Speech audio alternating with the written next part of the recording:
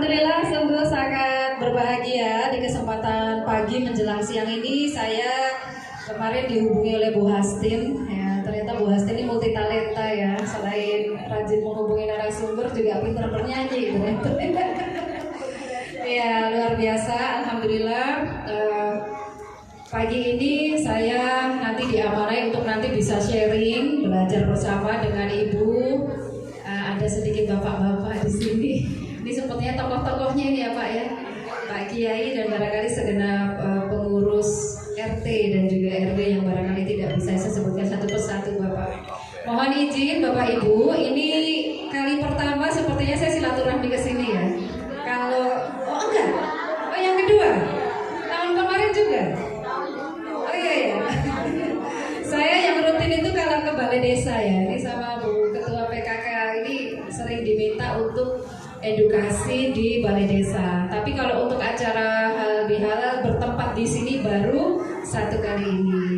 Maka mohon izin ya Bapak Ibu, saya nanti matur di depan bukan berarti nanti saya paling tahu, tapi nanti kita belajar bersama-sama. Begitu ya Bu? Sudah siap kita belajar bersama Bu? Sudah? Benar sudah? Sudah sarapan semua tadi pagi?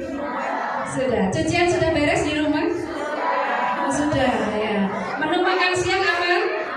Aman. Alhamdulillah. Boleh izin dulu ya Bu ya, kalau memang ibu-ibu ini sudah siap untuk belajar bersama. Mohon izin, tolong tangan kanannya coba diangkat ke atas sebentar. Boleh ya? Tangan kanannya. Saya mau cek apakah tangan kanannya masih berfungsi dengan baik, tolong digerakkan. Kadang tadi kan sibuk ya mau kesini, lupa deh belum gerak-gerak, peredaran darahnya masih belum lancar, apalagi panitia ya dari pagi udah stay di sini. Sekarang saya mohon izin, tolong tangan kanannya ini taruh di teman sebelah kanannya, di pundaknya gitu. Pelak gitu. Yang bapak-bapak nggak ikut nggak apa-apa deh Pak. Sudah ya Bu ya, udah kena di pundak teman sebelah kanannya ya. Sekarang tolong tirukan apa yang saya ucapkan ya Bu. Siap ya? Tolong ucapin dengan semangat ya. Yuk ucapin bu. Jangan ngantuk ya. Semangat ya. Lupakan cucian. Makan siang.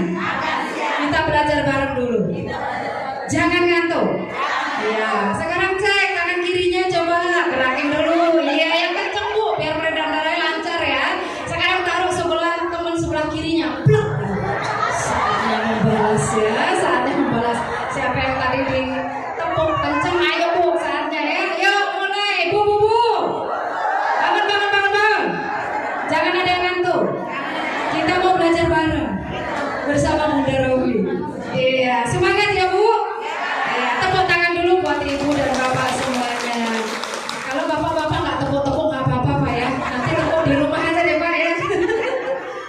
Alhamdulillah Ibu dan Bapak paling enggak sudah tangan kanan kiri bergerak, sudah tersenyum begitu ya. Maka kerja otak kita berubah. Karena kan ibu-ibu duduk di sini dari jam berapa coba? Ayo saya tanya duduk di sini dari jam berapa? Oh ada yang dari jam 8. Sekarang udah setengah 11. Wajar tuh Ibu tadi di belakang ada yang padahal ada rebanan ada yang begini tuh. Ada begini gitu ya. Nah maka paling enggak tadi udah gerak-gerak lumayan sudah fresh.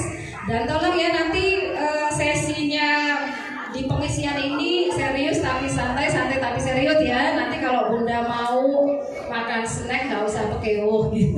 Nanti kalau saya menyampaikan sesuatu, ibu yang belakang, tengah, depan mau buka ada aroma-aromanya enggak, ada kacangnya enggak, boleh. Baik, karena ini kali pertama saya silaturahmi ke kompleks TPQ ini, boleh izin siapa yang baru pertama kali ketemu saya? Tunjuk tangan. Yang baru pertama kali. Oh ya, berarti saya hari ini akan dapat saudara banyak ya. Karena katanya tidak kenal maka tak sayang. Agar saya disayang oleh Ibu dan Bapak, izinkan saya kenalan ya. Tepangaken dulu nama saya Ibu Rofiah. Panggil saja saya Bunda Rofi, biasanya dipanggilnya begitu. Kalau tadi awal masuk itu dipanggil silahkan Bu Nyai, jujur saya gak enak. Saya bukan Bu Nyai. Sehari-hari saya itu diamanai Allah itu sebagai psikolog Bapak Ibu ya. Psikolog itu bergeraknya di ranah kesehatan jiwa ya. Jadi saya itu praktek praktek mandiri di Lembaga Psikologi Ervision Kebumen. Juga 1 bulan sekali itu saya bertugas di Poli Jiwa dan Nafsa. Tahu nafsa nggak Bu? Nafsa, narkotika dan zat adiktif. Jadi saya 1 bulan tuh bertugas di Poli Jiwa Nafsa. Sering ketemu, kalau 1 bulan sekali itu ketemu sama remaja-remaja atau bahkan ada orang dewasa yang kepingin tobat karena sudah kadung kecanduan miras, minuman keras ataupun narkoba ya. Kalau masyarakat menyebutnya mungkin apa ya, sebutnya ngepil gitu. Dan banyak remaja-remaja putus sekolah karena sudah kadung minuman keras gitu. Dan kenapa Poli Jiwa dan Nafsa itu jadi satu Bapak Ibu? Karena orang yang mengkonsumsi minuman keras dan juga nafsa itu punya faktor resiko mentalnya jadi terganggu gitu. Maka polinya itu jadi satu ya. Maka Bapak Ibu kalau punya tetangga, misalkan oh ada tetangga saya tuh Profi yang dia udah kadung putus sekolah gitu ya, kepingin nata hidupnya, tolong diajak rehab ya. Dan rehab miras narkoba itu gratis, tidak berbiaya. Kuncinya satu, mau direhab aja. Nanti didampingi ada psikolog, ada dokter ya yang dampingi untuk pasien ini bisa akhirnya tidak mengkonsumsi minuman keras dan juga narkoba lagi. Gitu ya Bapak Ibu ya. Saya juga bermitra untuk biasanya pendampingan kasus-kasus kekerasan perempuan dan anak dengan Dinsos P3A, Perlindungan Perempuan Anak Kabupaten Kebumen ya. Dan hadirnya saya di kesempatan pagi hari ini juga nanti untuk kita sharing bersama Bapak Ibu untuk kita menyelamatkan anak generasi penerus kita semua. Begitu ya Bapak Ibu ya. Baik, panggil saja saya Bunda Rofi Mukatu. Hari ini kita agendanya adalah halal, bihalal dan silaturahmi. Hari ini tepatnya Syawal tanggal keberapa Ibu dan Bapak? Ada yang hitungin kan? Oh 23 Syawal ya. Alhamdulillah. Tadi sudah ikrar ya? Udah ikrar. Tadi saya dengar dari sana saya sudah ikrar ya. Berarti udah kosong-kosong. Kalau kosong-kosong jangan diisi lagi katanya gitu ya. Nah kalau di bulan Syawal gitu ya, kemarin kita 1 bulan selama Ramadan sudah menjalankan ibadah puasa Ramadan. Alhamdulillah lancar ya Bu ya? Lancar Bu. Selama Ramadan rumah sakit dan puskesmas itu pasiennya sedikit. Karena selama Ramadan sebenarnya manusia dalam kondisi kesehatan yang paling baik. Kalau nggak percaya, sebenarnya di Ramadan kemarin kalau Ibu mau cek tensinya berada di tensi yang paling baik. Kadar gula berada di kondisi kadar gula yang paling baik, gitu ya. Tapi saat Syawal Bu, apunten. Saat Syawal itu Bu, IGD, puskesmas, rumah sakit, aduh banjir pasien. Kenapa coba Bapak Ibu? Ramadan sehat-sehat semua, kenapa Syawal terus pada sakit? Kenapa Bu? Oh kebablasan, makan opornya kebanyakan. Maka kalau kita mau sehat ya, coba saya tanya, siapa yang kepingin sehat? Coba tunjuk tangan. Oh, saya Bu, semuanya deh Bu gitu. Saya ini bapak-bapak ini gak ngacung tapi semua juga pengen sehat ya. Pengen sehat Bu. Maka kalau pengen sehat, sebenarnya Allah itu sudah memberikan petunjuk kepada kita selama 1 bulan kemarin Bapak Ibu. Jadi selama Ramadan kemarin sebenarnya Allah itu sedang mendidik kita bersama anak dan keluarga kita untuk menjalani pola hidup sehat. Ya. Jadi kalau hari ini saya ingin membahas tentang spirit Ramadan yang harus kita bawa sampai dengan 11 bulan selanjutnya. Jadi jangan sampai sehatnya cuma di Ramadan. Harusnya 11 bulan setelah Ramadan semuanya tetap sehat. Siap nggak ibu-ibu kita bahas bareng? Siap.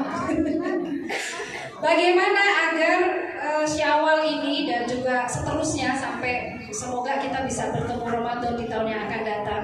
Allahumma amin. Ya, apa yang harus kita lakukan agar kita tetap sehat?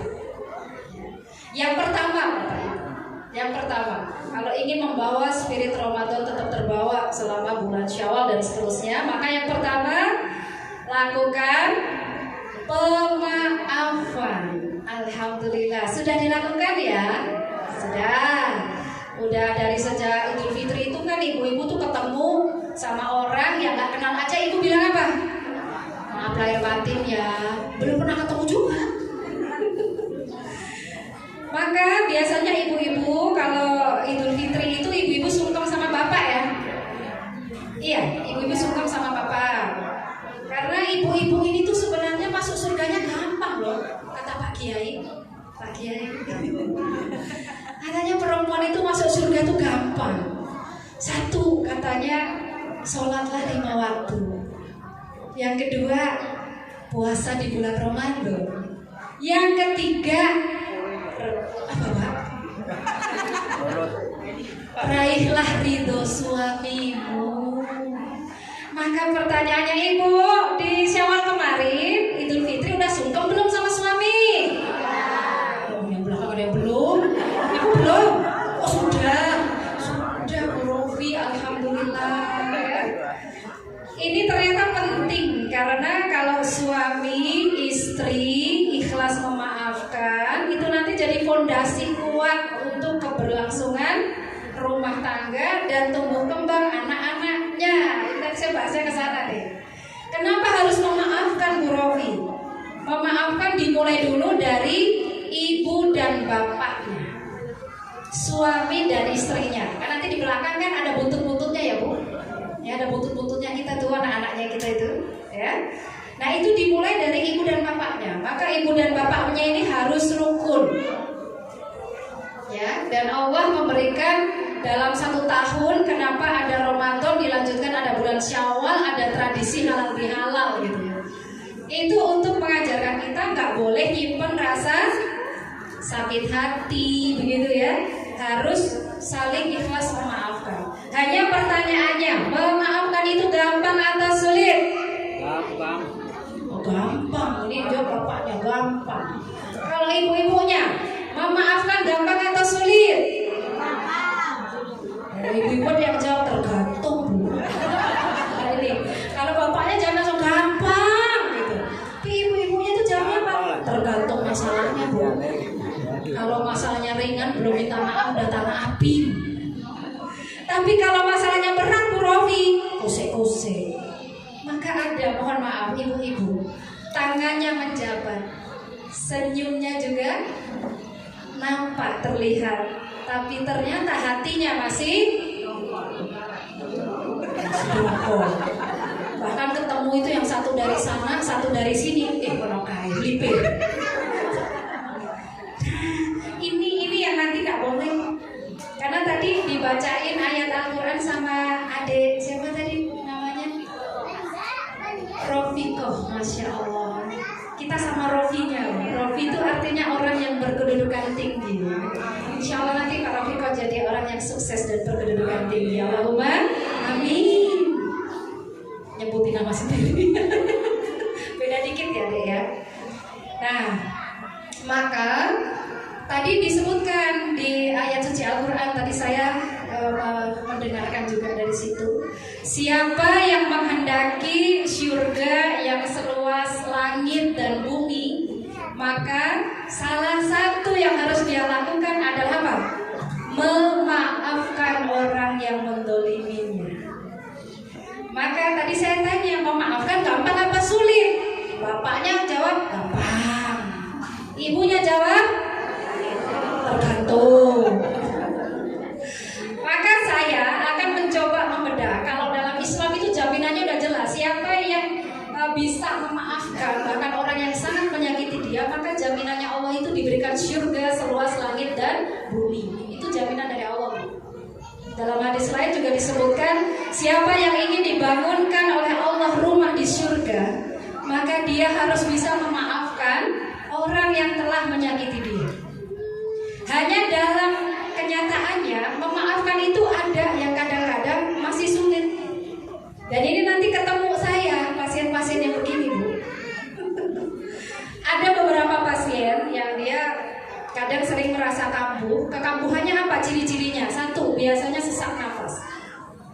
Sesak nafas, detak jantungnya kenceng gitu ya. Nanti gangguannya ke arah aritmia. Aritmia itu gangguan irama jantung.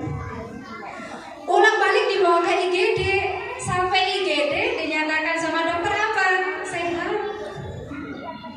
Ibu sehat. Dipulangkan lagi. Tuh besok lagi balik lagi seminggu.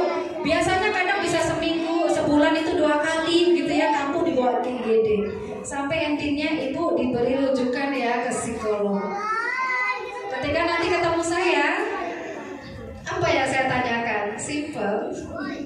Ibu, masihkah punya rasa tidak nyaman atau sakit hati dengan seseorang? Baru ditanya begitu, ibunya jawab apa? Gak jawab, nangis. Ya. Kenapa saya bilang ibu, ada gak pasien bapak-bapak yang begitu? Ada, tapi sedikit. Lebih banyaknya ibu-ibu. Kenapa bapak-bapak sedikit? Karena bapak-bapak laki-laki itu nek wis yo wis. Betul, Pak? Kalau perempuan itu termasuk saya. Itu ada titik tertentu kalau udah sakit hati diuri-uri. Ya, dari sini sampai mati ora lali. Wah, ini bahaya. Nah, kalau sudah sampai mati aku ora bakal lali, maaf ya Bu. Ini kita sedang nyimpen bibit penyakit. Saya pengen sampaikan ke ibu-ibu dari depan sampai belakang sana. Suara saya terdengar sampai belakang ya Bu ya? Alhamdulillah.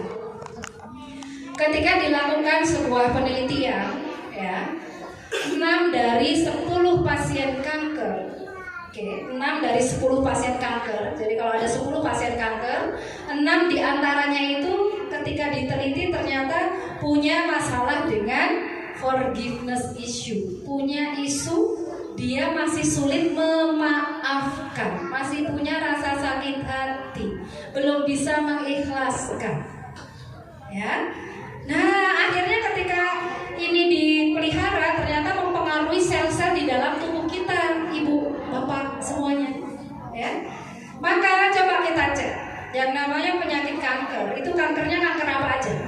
Sebutkan. 1, kanker payudara. Apalagi? Kanker rahim. Kanker hati. Oke, kanker hati. Dan seterusnya, tergantung sel kankernya tumbuh di mana. Kanker kulit juga ada, gitu kan? Dan ternyata saya tanya ke ibu bapak, pasien kanker lebih banyak pada laki-laki atau perempuan? Perempuan. Maka kalau kita mau sehat, tipsnya udah dikasih tuh sama Allah. Di bulan Syawal ini kita harapannya apa? Membersihkan hati kita untuk ikhlas memaafkan pada orang yang barangkali, aduh Bu, nyelkit banget sama saya. Dia itu sangat mendolimi saya, gitu ya. Dia itu jahat banget Bu sama saya. Maka saya ingin katakan ke ibu dan bapak, kesehatan itu nggak bisa diwakilkan, ya. Kalau kita mau sehat, kita yang memang harus memaafkan, ikhlas memaafkan, begitu ya. Bu, kalau saya memaafkan itu orang yang mendolimi saya, enak banget Bu. Dia udah nyakitin saya terus langsung memaafkan. Bu, saya ingin katakan ke ibu bahwa pada saat kita memaafkan orang yang telah menyakiti kita, bukan berarti kemudian orang tersebut tidak mempertanggungjawabkan tindakannya di hadapan Allah, begitu ya. Tidak melepaskan, kemudian orang tersebut tetap harus bertanggung jawab kepada Allah karena telah menyakiti diri kita. Hanya melepaskan sekat antara kita dengan orang yang telah mendolimi kita. Efek sampingnya apa? Kita jadi sehat, gitu Bu. Paham dari sini yang saya sampaikan Ibu? Iya. Maka nanti nyampe rumah, ibu-ibu tolong cari selembar kertas putih, tulis orang yang pernah menyakiti saya. 1. Tulis ya Bu ya. RT 1, Ibu A, B. RT 2, tulis teman wali murid, teman arisan. Karena kan ibu-ibu ini rentan kan ya, rentan karena kan ibu-ibu ini kan lebih banyak bicara ya dibanding bapak-bapak ya. Betul nggak? Di rumah lebih cerewet ibunya apa bapaknya? Berarti ibu-ibu ini wanita sejati. Karena perempuan yang normal itu sehari butuh ngomong 21.000 kata. Cerewet kata ibunya, betul Bu. Pagi ini udah berapa ribu kata Bu? Udah nyicil belum pagi ini? Dari bangun tidur sampai tidur lagi perempuan tuh ngomong terus. Diemnya ada dua kemungkinan, sakit gigi atau lagi tidur. Tapi kalau bapak-bapak ini kan sehari ngomongnya berapa ribu kata? Ayo Pak. Oh nggak bisa dihitung. Kalau ibunya 21.000, bapaknya itu 7.000 kata doang. Ya. Nah maka Pak, tolong ya Pak, tolong dimaklumi kalau di rumah itu ibu tuh ngomong terus. Karena dari hasil penelitian kalau ibu-ibu itu ngurangin jatah ngomongnya, ibu-ibu nggak bisa tidur. Iya. Dan ini sering terjadi pada ibu-ibu yang sudah lanjut usia. Ibu yang sudah lanjut usia tunjuk tangan. Ibu-ibu lanjut usia itu kadang-kadang di rumah sudah mulai anaknya satu persatu pergi gitu ya Bu ya. Nah, pertama udah mapan, kedua udah lepas, ketiga kuliah, keempat kemana begitu.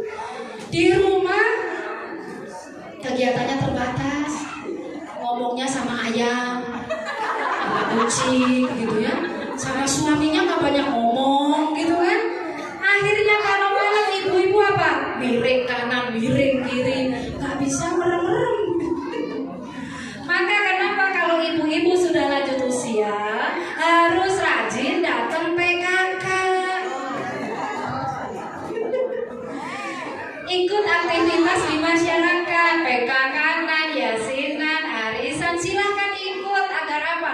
Kebutuhan kita komunikasi bisa tersalurkan. Tapi tolong pesan saya 21.000 kata yang keluar kata-kata yang baik. Yang baik. Karena Ramadan kemarin kita udah diajarin sama Allah untuk berlatih kontrol diri. Ayo diingat-ingat Bu. Pas kemarin puasa Ramadan, ibu-ibu lagi puasa tanpa pucat ya, lemes gitu Bu. Depannya ibu-ibu ada es kelapa muda. Kira-kira ibu minum nggak? Beneran? Padahal nggak ada orang lihat itu Bu. Kanan kiri lihat nggak ada orang sih. Depan ini ada kelapa muda Bu, seger banget gitu. Ibu minum nggak? Kenapa nggak diminum? Oh puasa. Meskipun orang nggak lihat, tapi ibu yakin ada siapa? Oh, ada Allah yang melihat, gitu ya. Maka puasa membentuk kontrol diri bahwa Allah ada dan selalu mengawasi perilaku kita. Nah ini sama, jangan cuma pas Ramadan saja, di bulan Syawal dan seterusnya. Kontrol diri terutama saat kita bicara ini. Upayakan ketika kita bicara jangan hanya yang penting aku sudah bicara, tapi pikirkan apa dampak dari yang saya bicarakan ini. Nyakitin gak ya? Nyelengket ke orang gak? Membuat orang sakit hati gak?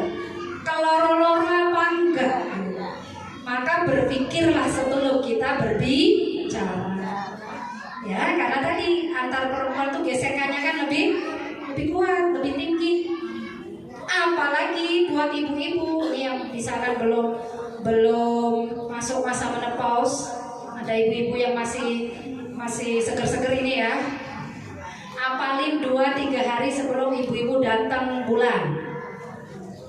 Bu, hafal jadwal datang bulannya? Hafal. Itu 2-3 hari sebelum datang bulan, perempuan itu ada periode premenstruasi sindrom. Sindrom datang bulan. Dicirikan dengan apa? Sensitif, marah-marah, semuanya salah. Betul nggak Bu? Bawaannya marah aja. Maka kenapa yang paling hafal jadwal PMS, premenstruasi sindrom, itu biasanya bapaknya.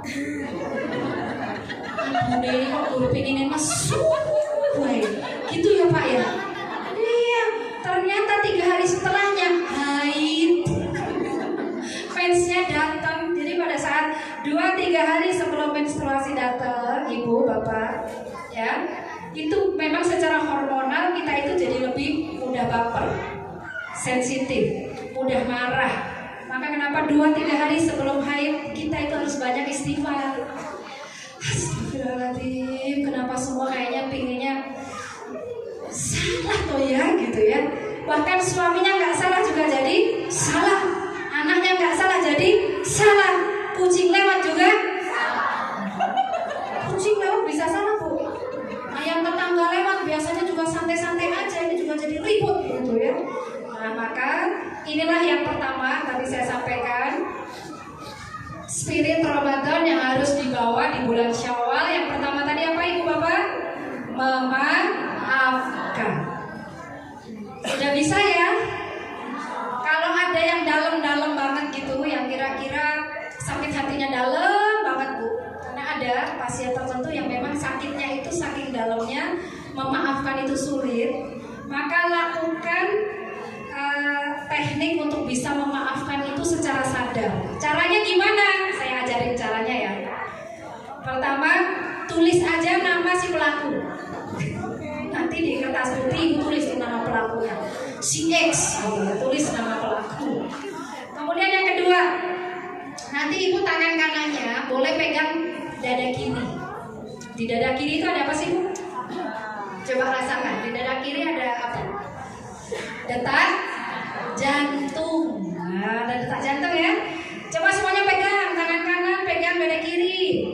Masih ada detaknya nggak? Alhamdulillah gitu ya. Ada yang enggak, nanti saya panggil tim medis ya. Semuanya masih berasa detaknya. Maka kalau sudah nulis tadi, tangan kanannya pegang dada kiri, kemudian sebut nama si X tadi. Ya Allah, sebut aja, nanti di rumah saya ngajarin caranya aja ya. Ya Allah, saya sakit hati sekali dengan si X, karena si X sudah melakukan apa ke Ibu, sebutin aja. Dan nanti lihat, pada saat Ibu menyebut nama dan perlakuan si X itu pada Ibu, maka detak jantung Ibu ini merespon. Biasanya apa? Kenceng. Gitu. Ingat ya, ada 3 organ tubuh yang itu saling terkoneksi, nggak bisa dibohongin. Apa Bapak Ibu? Otak, nafas, jantung. 3 ini nggak bisa dibohong. Kalau pikiran kita ngerasain mengingat lagi rasa sakit hati, maka nafas ini biasanya memendek. Dan di sini gitu ya. Nah maka kemudian setelah disebutkan, Ibu katakan apa? Meskipun saya sangat sakit hati sekali ya Allah dengan perilaku si X, hari ini saya ikhlas memaafkan perilaku si X. Saya ikhlas memaafkan. Bantu saya ya Allah untuk melepaskan rasa sakit dalam tubuh saya ini sekarang dan seterusnya ya Allah, agar saya sehat, agar saya bisa lebih lega menjalani hari-hari saya. Boleh Bu, lakukan itu. Nanti pelan-pelan saya ikhlas memaafkan dia ya Allah, saya ikhlas memaafkan dia. Lihat nanti detak jantung lama-lama melemah, lama-lama makin lemah. Itu tanda apa? Kita sudah mulai rileks, sudah mulai turun grafik sakit hatinya yang awalnya itu 10 jadi turun ke angka 8, 7 gitu ya. Nanti efek sampingnya ke Ibu apa? Sakit-sakit yang mungkin sering Ibu derita berkurang. Biasanya sakitnya apa? Yang sering sakit kepala, keluhannya sering sakit kepala, detak jantung sering nggak bagus gitu. Itu kadang cek aja kita masih punya rasa sakit hati nggak. Maka nanti sampai rumah lakukan terapi mandiri apa yang tadi saya sampaikan. Siap Bapak Ibu? Siap. Dan ini terapinya sangat pribadi, hanya antara kita sama Tuhan kita saja, sama Allah Subhanahu Wa Taala. Nggak usah di depan suami kita, malah nggak konsentrasi Bu. Kadang kan nanti bapaknya bilang, Ibu mau posi terapi Pak. Nggak usah, justru boleh ketika Ibu habis sholat malam itu ya, boleh lakukan. Ini namanya terapi memaafkan, forgiveness therapy. Itu yang pertama. Kemudian yang kedua, apa spirit Ramadan yang harus dibawa di bulan Syawal dan seterusnya sampai Ramadan berikutnya. Yang kedua, kita diminta Allah untuk senantiasa mewujudkan surga ada di dalam rumah kita. Saya mau cerita dan Bapak, ada berita yang lagi viral. Kemarin ada anak usia SMP, laki-laki, yang nulis surat sama nininya. Ikutin, nah ini buku update di belakang saya. Anak usia SMP kelas 8, berarti kelas 2 SMP.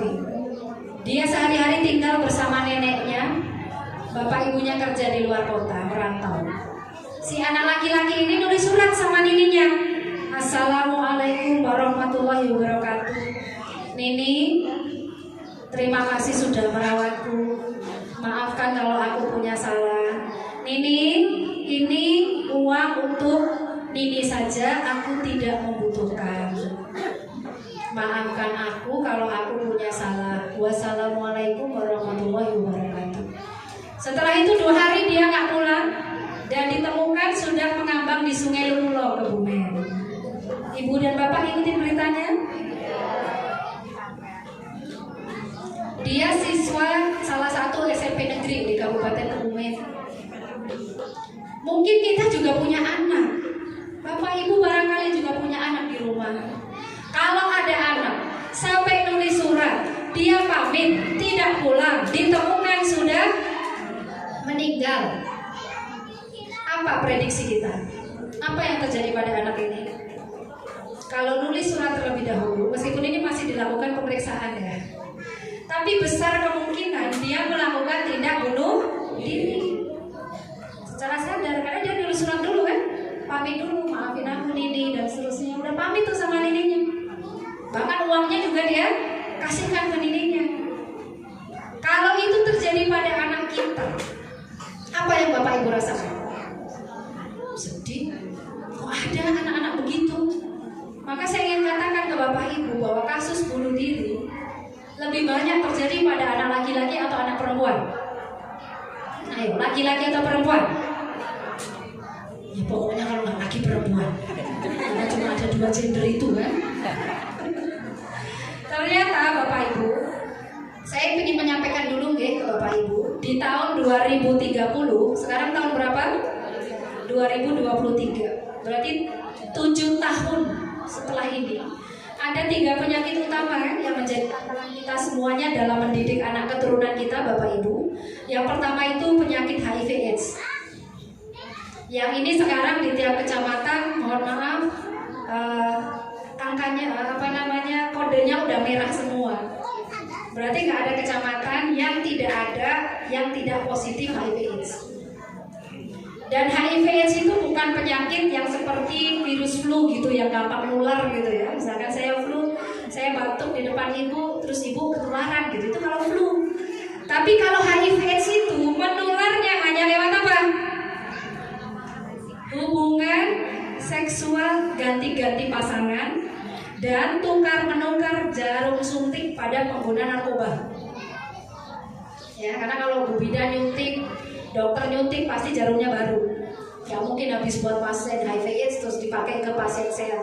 Mungkin. Biasanya pada pemakai narkoba. Maka yang paling miris ini adalah masalah hubungan seks yang bergonta-ganti pasangan. Bahkan sekarang banyak ibu rumah tangga menderita penyakit sifilis. Apa itu sifilis? Penyakit kelamin, ketularan dari suaminya. Ya, maka ini tantangan kita di 2030. Yang kedua penyakit jantung. Yang pertama tadi HIV/AIDS, yang kedua ini jantung. Maka jalani pola hidup sehat. Di Ramadan kemarin kita udah diajarin Allah untuk pola hidup sehat, makan teratur, nggak berlebihan, hanya saat buka, sahur, gitu kan ya. Nah, yang ketiga penyakit mental, kesehatan jiwa. Dan kalau tadi saya menyampaikan kasus yang lagi update, baru aja terjadi Jumat kemarin. Sekarang hari Minggu ya, Jumat kemarin itu jasadnya ditemukan. Memang yang namanya bunuh diri itu lebih banyak terjadi pada anak laki-laki dibandingkan perempuan. Kok bisa begitu Bu Rofi? Karena anak laki-laki dari sejak kecil tertuntut untuk selalu apa? Kuat dan harus selalu baik-baik saja. Betul kan? Coba ingat yang punya anak laki-laki di rumah. Dulu anak laki-lakinya waktu kecil nangis, ibunya bilang apa ke anak laki tersebut? Ayo, ibu bilang apa dulu? Jangan nangis ya, jangan nangis. Jangan nangis untuk nangis, gitu ya Bu ya? Cemen gitu. Wah, akhirnya banyak anak laki-laki kalau dia lagi gak baik-baik saja, dia lagi sedih, dia gak bisa nangis, gak bisa cerita. Dan ini bahaya. Ya, jadi kalau kita punya anak laki-laki, Ibu, anak laki-laki itu juga manusia. Dia nangis boleh, dia sedih boleh. Tugas kita orang tua apa? Tanya, kamu kenapa, Le? Gitu. Bu, Ibu, suaminya laki-laki gak? Oh, alhamdulillah. Suaminya masih bisa nangis, Bu? Pernah nangis, Bu? Pak? Bu, bapaknya sedikit ya, Bu. Bapak pernah nangis? Ada yang jawab, Bu, teman Bu. Oh, nangis hati. Karena saya tahu bapak-bapak itu kalau nangis ngumpet ke gua gitu ya. Karena aku nggak mau kalau nangis itu ketok bojoku gitu ya. Jadi ngumpet dulu Bu, nyari persembunyian gitu. Maka kalau ibu tahu suaminya nangis, ibu jangan bilang, bapak ini apa tahu nangis? Tapi harus diapain? Jangan ditanya dulu. Jadi kalau suami lagi nangis dan kita tahu, suamiku nangis, berarti suami kita sedang tidak baik-baik saja. Dan laki-laki, baik itu suami kita maupun anak laki-laki kita, kalau lagi sedih, lagi nangis, tandanya apa? Diam. Yang kedua, jangan ditanya apapun. Karena kalau ditanya membuat tingkat stres dia tambah naik. Betul nggak Pak? Laki-laki itu butuh menenangkan diri dulu. Terus ibunya ngapain Bu Rofi? Buatin aja minuman kesukaannya Bapak. Teh atau kopi atau apa, biasanya Bapak minum apa? Kasihkan aja Pak, diunjuk. Kalau udah tenang nanti bisa cerita ke ibu. Terus tinggalin, nggak usah ditungguin. Malah duduk di sampingnya. Cerita atau Pak? Kayak ngomong atau Pak? Nanti kalau udah tenang biasanya Bapak itu akan cerita. Biasanya kalau sudah menemukan jalan keluar. Termasuk anak laki-laki kita Ibu. Halo yang punya anak laki-laki tunjuk tangan. Pak, saya juga punya anak laki-laki Bu. Ya, saya mau sampaikan ke ibu-ibu ya. Karena di rumah ini kan yang lebih banyak ngomong ibunya ya. Kalau punya anak laki-laki pulang sekolah atau pulang dari mana dia berkegiatan ya Bu ya. Kalau belum 10-15 menit jangan diberondong pertanyaan.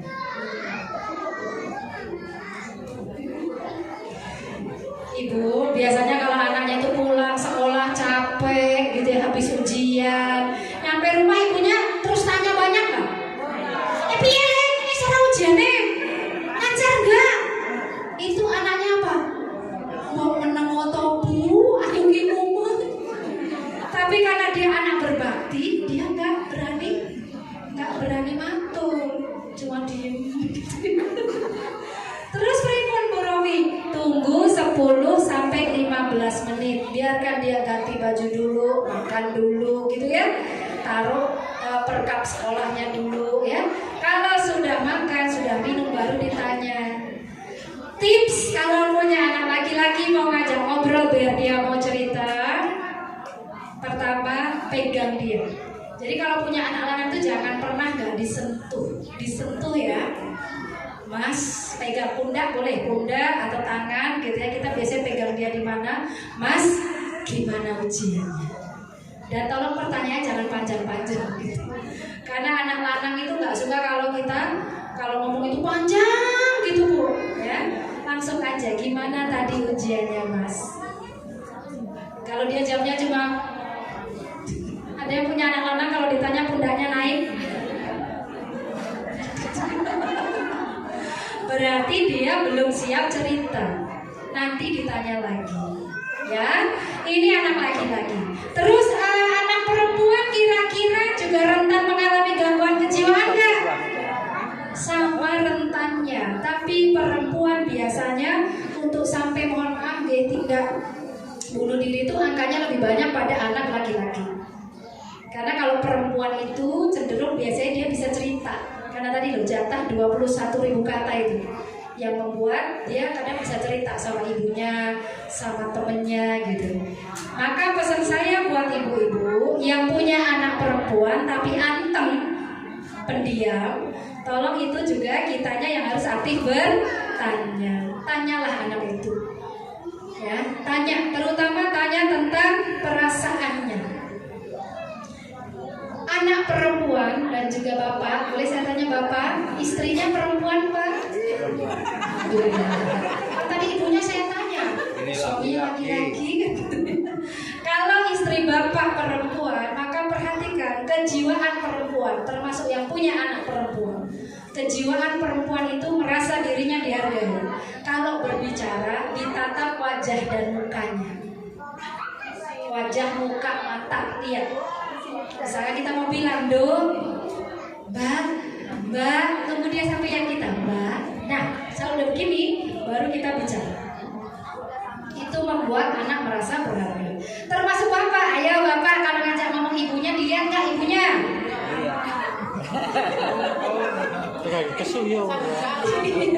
Lihat, meskipun saya yakin bapak ini nggak betah lihat ibu lama-lama. Karena perempuan laki-laki itu nggak kuat untuk melihat objek bergerak, manusia itu lama-lama. Ya, paham sampai sini ya Bapak Ibu ya. Maka yang kedua, kita spirit Ramadan yang harus kita wujudkan di bulan Syawal dan seterusnya adalah wujudkan surga di dalam rumah kita. Surga di dalam rumah kita itu apa? Pertama, surga di dalam rumah itu pertama ada kebersamaan. Ayo, kemarin saat Ramadan, ibu bapak rajin buka bersama-sama keluarga kan? Sahurnya juga bersama-sama?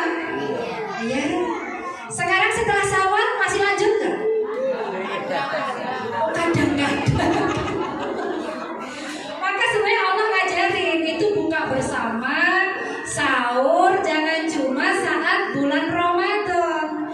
Di bulan Syawal dan seterusnya, tradisi makan bersama di rumah tolong dipertahankan. Ibu, sehari makan bersama di meja makan sama anak dan suaminya, masihkah berjalan? Yang masih lanjutkan, yang belum ayo dilakukan. Karena makan bersama itu nanti efeknya apa? Ada kebersamaan di dalam rumah. Boleh di meja makan, boleh gelar tikar, silahkan. Menyesuaikan kondisi keluarga masing-masing. Karena bukan pada apa yang kita makan, tapi dengan siapa kita makan. Dengan suami kita, dengan anak-anak kita, gitu kan? Jadi jangan sampai anak-anak kalau mau makan ambil piring ke meja makan, ambil nasi, ambil lauk, sayur, masuk kamar. Anak kedua ambil piring, ambil nasi, masuk kamar. Ada yang begitu? Ada, tapi bukan warga Adikarso. Iya, di luar Adikarso ada yang begitu. Anak pertama makan di kamar, anak kedua makan doang, ambil makan, masuk kamar lagi. Anak ketiga begitu. Yang makan di meja makan cuma bapaknya sama ibunya. Dudrak, anak enti. Maka ayo mulai nanti Bu, sekarang hari Minggu ya. Anaknya libur kan? Nanti sore ibu siapin kayak mau jelang buka bersama itu loh. Siapin makannya, sayurnya, lauknya. Gak harus istimewa, gak harus diada-adakan. Apa yang ada aja. Anaknya dipanggilin, Mas, Mbak, sini. Piringnya ditata. Tikernya itu digelar. Anaknya tanya, ada apa sih Bu? Wis pokoknya. Makan bersama. Ya, jadi makan bersama itu efek sampingnya meningkatkan bonding atau kedekatan dalam keluarga. Yang kedua, saat kita sedang makan, otak kita dalam kondisi rileks, maka ibu dan bapak punya kesempatan bertanya ke anak-anaknya saat makan. Siap Bu? Gak harus sehari 3 kali makan bersama. Mungkin makan pagi masih bisa bareng, alhamdulillah. Makan siang biasanya sendiri-sendiri ya.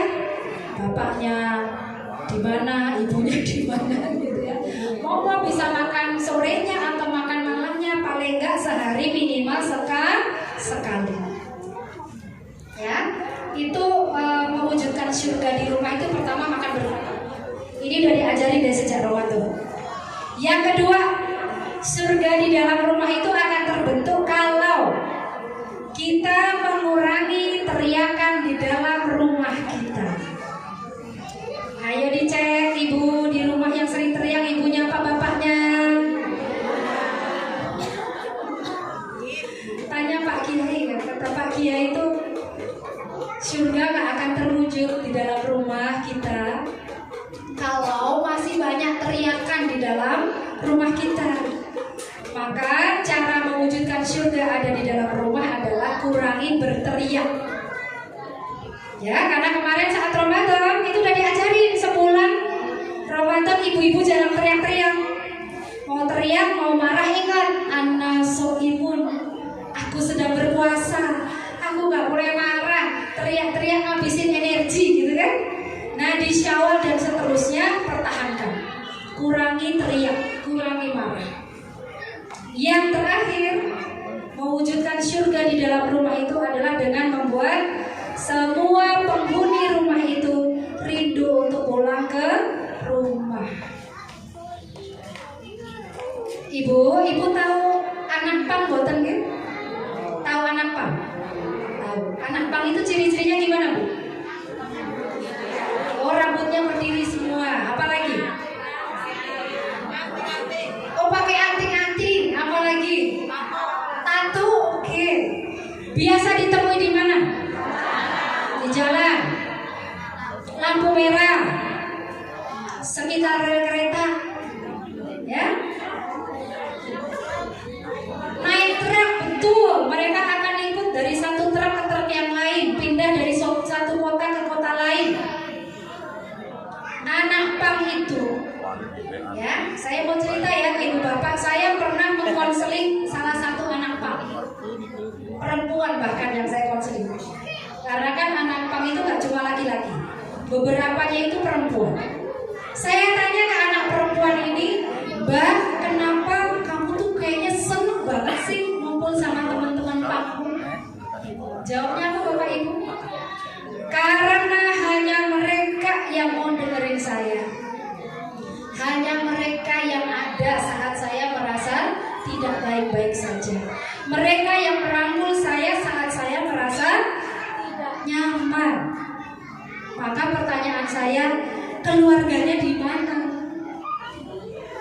Jadi saya bisa jamin mereka yang tergabung dalam komunitas PAM, karena mereka sudah tidak menemukan kenyamanan di dalam rumahnya. Di rumah berisik, di rumah gak ada ketenangan. Maka cirinya anak-anak itu kalau habis maghrib justru nyari kontak kendaraan. Ini gak sedikit, ini udah kode. Kalau habis maghrib atau bahkan habis sisa ke atas, anak nyari kontak kendaraan. Mau kemana? Main. Pulangnya nanti jam 12, pulangnya nanti jam 1 malam. Itu sudah kode Bapak Ibu, anak ini gak nyaman lagi di rumahnya. Maka ayo buat anak itu nyaman tinggal di rumah. Caranya Allah udah kasih tadi caranya. Pertama, makan bareng jangan ditinggalkan. Ya, gak harus 3 kali kan tadi, sehari sekali boleh. Yang kedua, kitanya, orang tuanya, baik ibu maupun bapaknya, kurangi teriak-teriak, marah-marah. Anak gak suka kalau diteriakin, apalagi udah SMP, udah SMA gitu ya.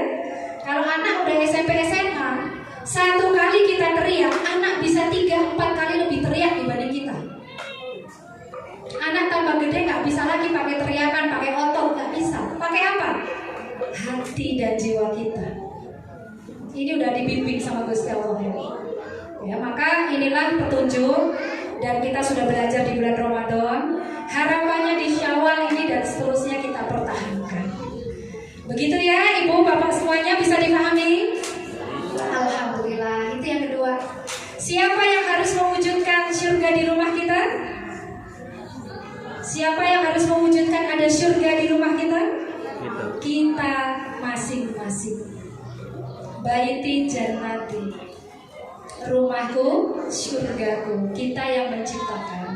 Ya, kalau itu diwujudkan Bapak Ibu, kita ngurangin PR. Banyaknya anak-anak yang bermasalah, anak-anak muda yang bermasalah, gitu. Nanti lama-lama anak diajak main sama teman-temannya, tapi dia, aku kangen sama bapak ibuku lah, kangen sama adikku lah, kangen sama mbak ibuku, kakakku, dia akan pulang. Tapi kalau di rumah udah nggak nyaman, ya ikatannya akan kuat dengan teman sebayanya. Dan kita nggak tahu teman sebaya anak kita ini ngajarin yang buruk atau yang baik. Maka cek juga pertemanan anak kita. Begitu Bapak Ibu, itu yang kedua, ya. Yang ketiga, ya. Ada 4 ya Bapak Ibu ya. Saya sampai jam 11:30 maksimal ya buluran ya. 10 menit lagi atau 5 menit lagi begitu. Yang ketiga, pesan saya, spirit Ramadan yang harus dibawa ke dalam rumah itu adalah jangan tinggalkan bacaan Al-Quran di rumah kita. Jangan tinggalkan bacaan Al-Quran di dalam rumah kita. Bu, Ibu percaya nggak kalau Al-Quran itu obat? Al-Quran adalah syifa, adalah obat. Ibu-ibu kenapa semangat anaknya harus berangkat TPQ? Di gedung TPQ. Kenapa semangat anak-anaknya harus belajar di TPQ? Harus belajar ngaji agar bisa membaca Al-Quran. Kenapa harus membaca Al-Quran? Oh, agar mendapat pahala dari Allah. Itu ibadah belum ini, begitu ya. Dan ternyata lebih dalam dari itu. Al-Quran adalah mukjizat. Al-Quran adalah obat. Banyak pasien-pasien sembuh ketika dia membaca Al-Quran. Ibu-ibu masih ingat zaman pandemi corona kemarin? Masih ingat Bu? Banyak pasien yang diisolasi pada saat corona kemarin. Itu bisa sembuh, salah satunya apa? Sering membaca dan mendengarkan ayat-ayat Al-Quran. Mendengarkan saja bisa meningkatkan imun tubuh, apalagi kalau dibaca, kita yang membacanya sendiri. Ya, jadi mukjizat Al-Quran itu bisa meningkatkan imun tubuh seseorang. Itu pertama. Kedua, ini ada hasil penelitian yang menurut saya sangat luar biasa dan kita harus tahu bahwa efek dari bacaan Al-Quran yang dibaca oleh seorang muslim itu bisa menghancurkan sel-sel kanker yang barangkali ada di dalam tubuh manusia tersebut. Karena kita nggak tahu, kadang makanan kita ini kan makanan-makanan yang nggak semuanya sehat ya Bapak Ibu ya. Kadang apa aja masuk gitu ya. Belum tentu semuanya sehat. Mungkin ada radikal-radikal yang mengganggu tubuh kita sehingga terbentuk sel-sel kanker. Maka ternyata sel kanker ini bisa hancur pada saat mendengarkan ayat-ayat Al-Quran. Maka kenapa kalau baca Al-Quran itu jangan dalam hati bacanya, disuarakan. Tapi juga ampun kenceng-kenceng. Bersuara. Suara yang itu bisa didengar sel-sel tubuh kita. Itu ternyata Masya Allah bisa menyembuhkan Bapak Ibu. Ya, jadi kalau kita kembali ke aturan agama, insya Allah gitu ya, kita akan lebih sehat dari sebelumnya. Ya, itu. Dan selama Ramadan kemarin, saya yakin Bapak Ibu tidak ada hari tanpa baca Al-Quran, ya kan? Maka jangan tinggalin di Syawal dan seterusnya ini ya, jangan sampai terus Al-Qurannya nggak dipegang. Baca. Ibu capek banget Bu Romi, minimal dengerin. Udah tuh setel aja murotal Al-Quran di rumah. Maka akan terwujud kesehatan bagi yang mendengarkan, apalagi yang membaca secara mandiri. Begitu ya Bapak Ibu ya. Yang terakhir, kalau terakhir gini terus ibu-ibu kan langsung semangat ya. Asik, udah mau selesai gitu. Yang terakhir, jangan lupakan doa. Doa itu senjatanya seorang muslim. Selama Ramadan kemarin ibu memperbanyak doa. Katanya Ramadan doa-doa kita dikabulkan oleh Allah, begitu kan ya. Tapi tolong setelah Ramadan selesai jangan lupakan itu. Doakan. Ibu bapak mau doa apa? Doa untuk diri kita, pasangan kita, anak-anak kita, keluarga besar kita, seluruh umat muslim di dunia, doakan. Ya. Karena berdoa adalah senjatanya kita sebagai seorang muslim. Saat tidak ada orang lain yang lainnya bisa membantu masalah saya, Bu Romi, maka kita masih punya satu kekuatan. Apa? Doa. Begitu ya Bapak Ibu ya. Semoga bisa bermanfaat. Banyak spirit Ramadan yang harus kita pertahankan di bulan Syawal dan 11 bulan setelahnya. Apa saja tadi yang harus dipertahankan? Satu, ayo saya mau cek. Satu, memaafkan. Dua, mewujudkan surga ada di dalam rumah kita. Ketiga, baca Al-Quran. Yang keempat, doa. Alhamdulillah, semoga saya, Bapak, Ibu semuanya diberi kekuatan untuk senantiasa istiqomah di dalam iman dan Islam hingga kala Allah memanggil kita. Dan kita tidak tahu kapan Allah memanggil kita, maka kita berharap saat Allah memanggil kita, kita berada dalam kondisi yang sebaik-baiknya. Terima kasih Bapak Ibu, ada salah kata mohon dimaafkan. Semoga bermanfaat dan lain waktu kita bisa bertemu dalam kondisi lebih sehat dan lebih bahagia. Terima kasih, kalau ada salah dimaafkan ya Bapak Ibu ya. Dimaafkan. Selamat melanjutkan kegiatan selanjutnya. Saya tutup. Assalamualaikum warahmatullahi wabarakatuh.